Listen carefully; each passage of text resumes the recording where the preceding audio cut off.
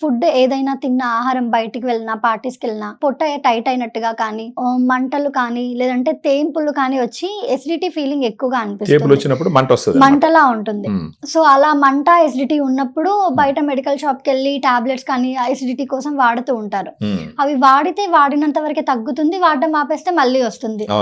అవి పోనీ అలా కంటిన్యూ చేద్దాము అంటే అలా లైఫ్ లాంగ్ కంటిన్యూ కూడా చేయొద్దు, వాటి వల్ల సైడ్ ఎఫెక్ట్స్ కూడా వస్తూ ఉంటాయి. ఈ ఆహార వాహికలో మంట ఎసిడిటీ తగ్గించడానికి ఏదైనా సొల్యూషన్ ఉంది అంటారా? ఒకసారి ఇది GERD అంటారు మరి, గ్యాస్ట్రోఇసోఫాగల్ రిఫ్లెక్స్ డిసీజ్ డిసార్డర్ అని చెప్పేసి అంటారు. ఇదేంటంటే ఆడ స్పింక్టర్ సరిగా పనిచేయదు. పనిచేయనప్పుడు ఏమవుతుందంటే మనకు జీర్ణాశయంలో నుంచి ఈ యాసిడ్ ఎక్కువ ఉంటుంది కూడా, ఈ రిఫ్లెక్స్ అవుతాయి బ్యాక్. అప్పుడు మనకు తేపులు వచ్చినప్పుడు మంట వస్తూ ఉంటుంది బికాస్ ఆఫ్ అసిడిటీ.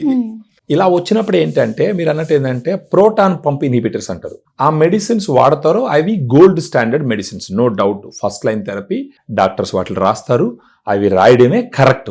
జనరల్ గా డాక్టర్స్ ఒక 4 to 8 వీక్స్ రాస్తారు. కానీ అన్ఫార్చునేట్ గా ఒకసారి డాక్టర్ ప్రిస్క్రిప్షన్ రాసిస్తే మన వాళ్ళు 4 to 8 వీక్స్ వాడి మళ్ళీ ఆపినప్పుడు మళ్ళా వచ్చిందంటే వీళ్ళు దాన్ని తీసుకెళ్లి చూపించి మళ్ళీ అదే తీసుకొని మళ్ళీ అదే వాడుతూ ఉంటారు. ఇలా proton pump inhibitors long term లో వాడకూడదు, డాక్టర్లే క్లియర్ గా చెప్తారు. ఈ గ్రాండ్ రిస్టోర్ వాళ్ళకి ఏ విధంగా హెల్ప్ చేస్తుంది అన్నది మన ఇప్పుడు డిస్కషన్.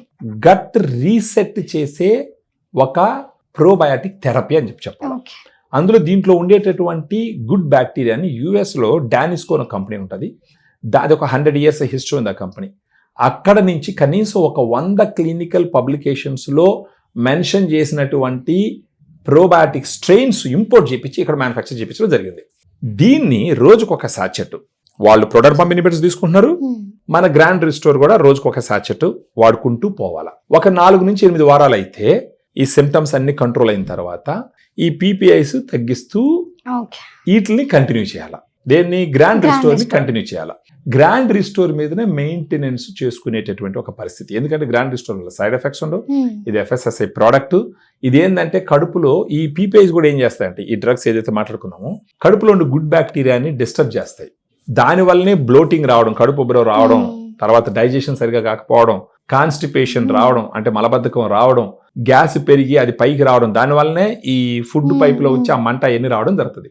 సో ఎవరన్నా సరే అసిడిటీతో ఇబ్బంది పడుతున్న వాళ్ళు వాడుకుంటున్నటువంటి టాబ్లెట్స్ వాడుకుంటూ బిగినింగ్ నుంచి గ్రాండ్ రిస్టోర్ని కానీ వాళ్ళు యాడ్ చేసుకుంటే వాళ్ళకి మళ్ళీ ఈ సిమ్టమ్స్ రాకుండా గట్ హెల్త్ని రీసెట్ చేసి ఎలాంటి సైడ్ ఎఫెక్ట్స్ లేకుండా వాళ్ళు తినేటటువంటి భోజనాన్ని ఎంజాయ్ చేస్తూ లైఫ్ లీడ్ చేసేదానికి ఎవిడెన్స్ ఉంది. అది క్లినికల్ ట్రయల్స్లో ప్రూవ్ చేయడం జరిగింది.